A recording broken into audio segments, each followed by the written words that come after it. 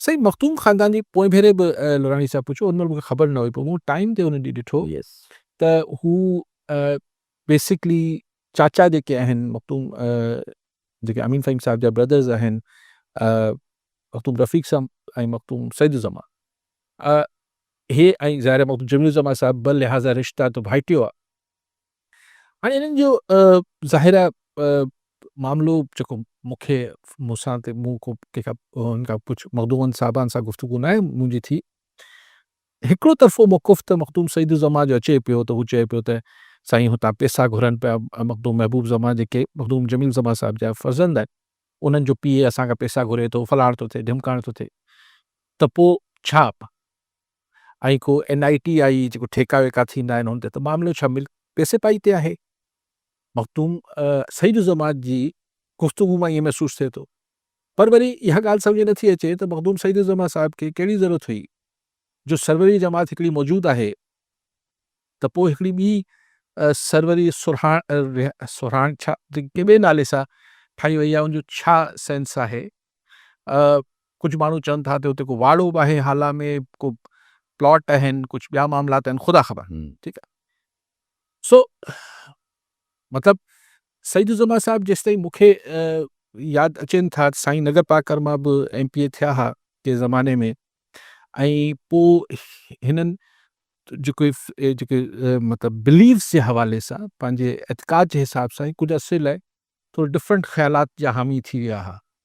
हू हिननि सां पंहिंजी फैमिली जे बिलीव्स खां थोरो हिकिड़ो डिफरेंट ओपिनियन रखणु शुरू थी विया। हाणे आउं मसलक कान हुन में नथो पवां, बट इहो बि थियो हो मखदूम सईदुज़मा सां, he was a bit different ऐं वोकल रहंदा हुआ पंहिंजे ख़्यालात जे हवाले सां।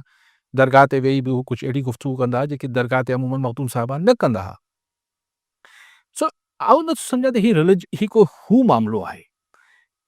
एक्चुअली हिकिड़ी इलेक्शन थी ही जंहिं में मखदूम अमीन फ़हीम मरहूम जे साम्हूं ई हिकिड़ो महाज़ जुड़ियो हो इन सॼे तर में, न्यू सईदाबाद खां वठी ईंदे मटियारी हालात ताईं, जंहिंमें ख़ुदि पीपल्स पार्टी जा माण्हू बि या मखदूम साहिबान जा कुझु मुरीदेन बि, जीअं निज़ामाणी साहिब ॿिया टिया, ही सभु हिननि हिकिड़ो महाज़ ठाहियो हो ऐं हिकिड़ो मेंबर साहिबु हुआ, उनखे बीहारियो हुओ साम्हूं अमीन फ़हीम साहिब जे, थोरे वोटनि सां ई अमीन फ़हीम साहिब खटे सघिया। त उहो हिकिड़ो प्रेसिडेंट मौजूदु आहे।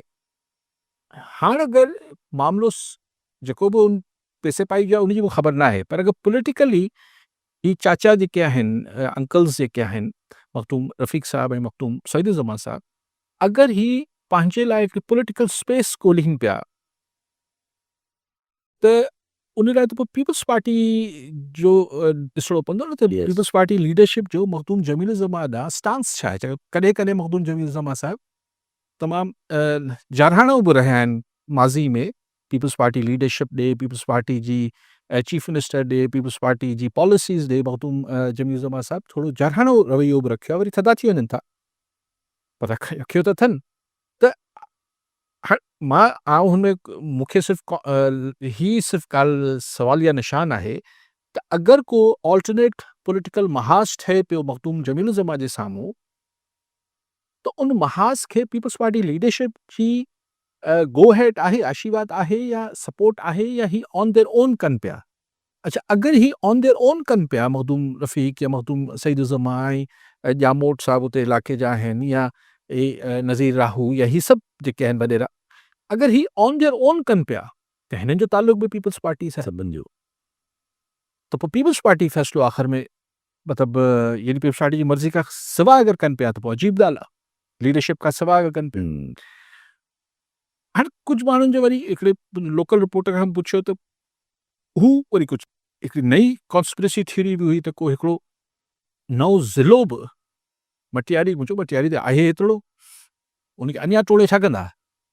चयूं त न, हिन में न्यू सईदाबाद, सिरहाड़ी ऐं जे हिकिड़े ज़माने में इहे ख़बरूं बि हलियूं त हिकिड़ो नंढिड़ो ज़िलो ॿियो बि ठाहे वठिजे।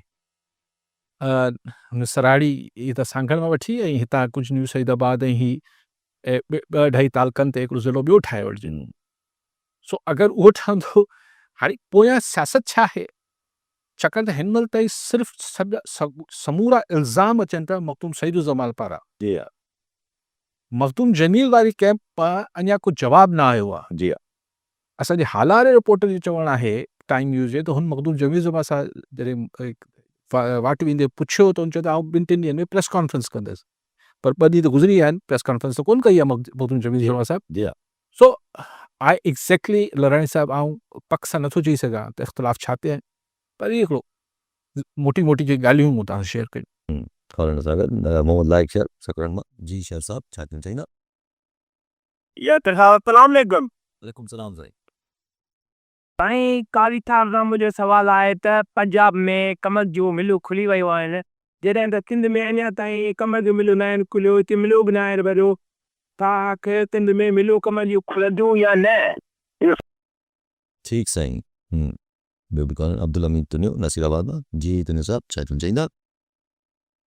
जी मुंहिंजो अली कारी साहब खां इहो सुवालु आहे त काल्ह हैदराबाद में संजानी तहरीक तरफ़ां तारीख़ी रैली कढी वई, उन खां पोइ पीपल्स पार्टी सरकार बौखला जो शिकार थी अवामी तहरीक जे अॻवान ते संजानी तहरीक जे भेनरुनि ते वकीलनि ते केस दाख़िल करे छॾियो आहे। जी तव्हां छा था सम्झो त पीपल्स पार्टी कंहिंजे इशारे ते इहो सभु कुझु करे पई? ठीकु साईं। अच्छा, जज साहिबान खे कंहिं साईं फ़ोन कयो? अजीत कुमार साहब। अजीत कुमार साहिब मिठी मां त हम्म, जज साहिबान जी इस्तीफ़ा ॾियणु खपे हा या न? साईं ॾिसो, ही ॿई ऑप्शन्स हूंदा आहिनि। मिसाल मंसूर अली शाह साहब खे 26वीं आइनी तरमीम, हुननि खे चीफ जस्टिस ऑफ पाकिस्तान थियणो हो, पर उश्तो 26वीं आइनी तरमीम आंदी वई ऐं मंसूर अली शाह खे सुपरसीड, यानी उनखां जूनियर खे, जेके हींअर ये आफ़रीदी साहब आहिनि, इन्हनि खे चीफ जस्टिस ठाहियो वियो। हाणे उन महिल ख़्यालु हो त भई मंसूर अली शाह साहब खे इस्तीफ़ा ॾींदो या न ॾींदो, त मंसूर अली शाह इहो ई मौक़िफ़ रखियो जेको तव्हां ॿुधायो, त भई हू जिथे वेठा आहिनि हुते रही करे ऐं जेतिरो रिज़िस्ट करे सघनि सिस्टम खे। पर हिन दफ़े मुर्गो हिकिड़ी शइ कोर्ट ई अलॻि करे छॾी आहे, त मे बी मंसूर अली शाह ऐं जस्टिस अतर मिनल्ला या लाहौर हाई कोर्ट वारा जज साहिबान इहो सोचियो हुजे त भई हाणे विढ़ण जी गुंजाइश कहिड़ी आहे। ॾिसो, कॾहिं कॾहिं ईअं थींदो आहे त तव्हां हिकिड़ी महफ़िल में वेहो था ऐं कोशिशि कयो था त हुन महफ़िल में तव्हां माण्हुनि खे जेका तव्हांजी सोच ऐं ख़्यालु आहे हुन सां हुनॾे राग़िब करे सघंदो, मुतमइन करे सघंदो, हुते रेज़िस्ट करे सघंदो। पर कॾहिं कॾहिं ईअं थींदो आहे जो हुन महफ़िल जी घणाई अक्सरियत जो हिकिड़ो ॿियो ख़्यालु हूंदो आहे, त पोइ माण्हू चवंदो आहे यार हितां त मतिलबु हलण ई बहितर आहे, छाकाणि त सुभाणे माण्हू मूंखे बि इहो सम्झंदा त आउं हिननि जो हिसो आहियां, ऐं कंहिं कंहिंखे वधीक ॿुधाईंदुसि त यार न, आउं हिन महफ़िल जी जेका अक्सरियत जी राय हुई उन सां इतफ़ाक़ मूं न पियो कयो, त पोइ माण्हू हिकिड़ो ज़ाहिर जज साहिब आहिनि, ही वेही कुझु उथंदे जलसो जुलूस ते प्रेस कॉन्फ्रेंस त करे न पिया सघनि, त मैक्सिमम हिकिड़ो प्रोटेस्ट हू पंहिंजो शो करे सघनि पिया बाय रेज़िग्नेशन। सो हिननि जज साहिबान ईअं मुनासिबु सम्झो। हाणे अजीत साहिब तव्हां अगरि कुझु ॿियो सम्झो था ॿी ॻाल्हि आहे, पर यानी ॿई राया थी सघनि था, पर हिन में हिन सिस्टम में रही करे छा करे वठिया मंसूर शाह, ऐं अगरि हू अतर मिनल्ला अगरि हुननि खे ॻाल्हि ई सम्झ न पई अचे त हुननि हिकिड़ो पंहिंजो प्रोटेस्ट कयो ऐं हिस्ट्री में पंहिंजे पाण खे हिकिड़ी जॻह ते बीहारियो त सही, त भई असीं फलाणा आहियूं। ज़ियाउल हक़ जे साम्हूं कई जज साहिबान, दुरा पटेल हो न, जी जी अहिड़े कुझु जज साहिबान जेके ज़मीर वारा हुआ उन्हनि इस्तीफ़ा ॾिना, जी जी पोइ ज़ियाउल हक़ की सिहत ते फ़र्क़ु त न पइजी वियो, पर माण्हू पंहिंजी पोज़ीशन ते क्लियर कंदो आहे न, जोगी रमदा भले त भई पोयां जेको वणे करे वठो।